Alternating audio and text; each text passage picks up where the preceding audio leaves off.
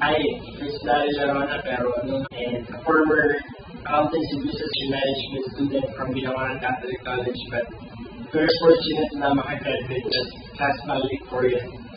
And actually, wala naman ako masasabi talaga na very interesting sa kabataan ko as a teenager. Once lang naman ako naglaro ng tulya, nagpasagin ng tulya sa Laguna Lake. Once lang ako nag-basketball sa malikabok na kalsada namin, sa Bila-Bila. And once lang ako nabully, once na inasal na mataba, once na sinabihan ng pangit. Pero, ayun nga, sabi ko, very fortunate kasi nakagraduate with flying colors and may bonus talaga lagi si Lord sa akin. Pero, yun nga, sabi ko, walang something interesting sa buhay ko bukod sa mga tao na kasama ko nakaharapin yan.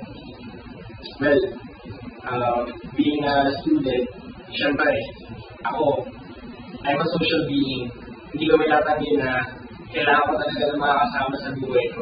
Hindi ko kaya na wala akong kausap, hindi ko kaya na wala akong nakakasama, hindi ko kaya na makarating sa araw na to, or dun sa makarating sa experience na maging class valedictorian na nag-iisa ako. Very, very thankful ako sa mga kaibigan ko na nagtali ng mga papers ko for portfolio, sa mga friends ko na nakasama ko mag-review, sa mga friends ko na sa mga kaklase ko na tumulong sa akin na gumawa ng visual aids ko sa mga reports ko. And I know that thankful din sila sa akin kasi meron naman kami na-share na experiences isa't isa.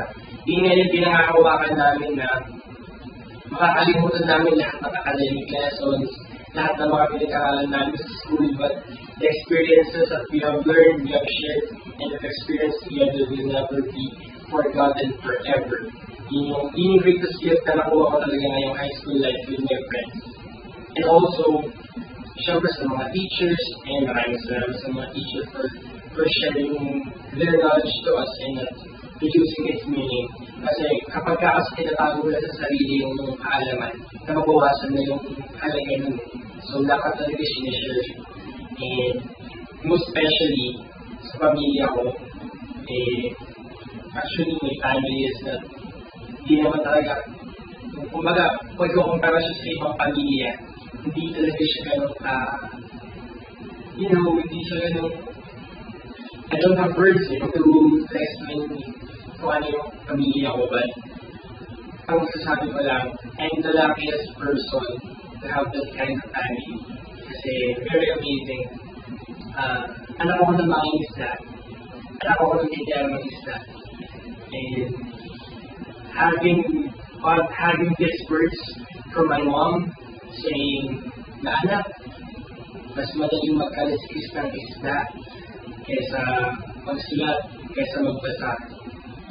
Having these words from my dad, from my father, na anak, mas madaling gumising ng maaga para pumasok sa eskwelahan kaysa gumising ka ng maaga para mangisda ka, para pumunta ka sa laot, so hindi mo yung malamig na dagat. Feeling lang na lahat ng sinasacrifice nila for me, for our family, medyo nag-give up ko naman ng kaunti, kahit na sa konting paraan man lang. And syempre, walang makakagawa ng kahit anong bagay kung hindi kinumpas ng Diyos ko kami. Ako, nagsiserve ako sa lector sa aming parokya, sa Senyora de Los Angeles sa Bila-Bila. And member din ako ng tawag ng aming youth ministry. Active server ako ng parokya, ng simbahan. And I can say na sikap talaga yung greatest ingredient kung bakit ako nakarating sa kung ano ako ngayon. Wala akong magagawa kung hindi talaga pinupukas ko kami para magawa ko yung tayo. Siguro ako, being a world-class valedictorian and being an achiever myself, dreams ko in the future is to have my family, most especially to have my family. Kasi walang ibang papangarapin ng anak kung di makita niya masarap yung buhay ng pamilya niya. I personally, gusto ko pag kumikita na ako ng pera, ayaw ko nang makikita yung mama ko na nagkakalistis pa ng isda. I personally, ayaw ko nang makikita yung papa ko papalawat pa.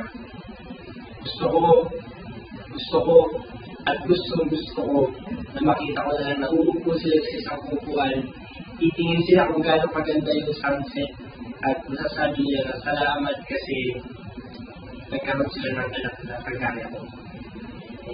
That's yun yung pinakapangarap ko talaga. But other than that, syempre, I'm sure pa lang, my father is a frustrated lawyer kasi my father is a frustrated lawyer and gusto ko sana maging lawyer in the future.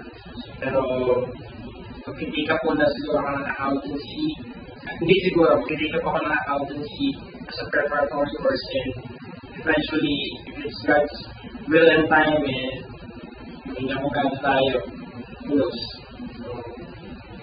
Thank you, that's me, Chris Dahil Lavana, from Binawaran Catholic College, Class 5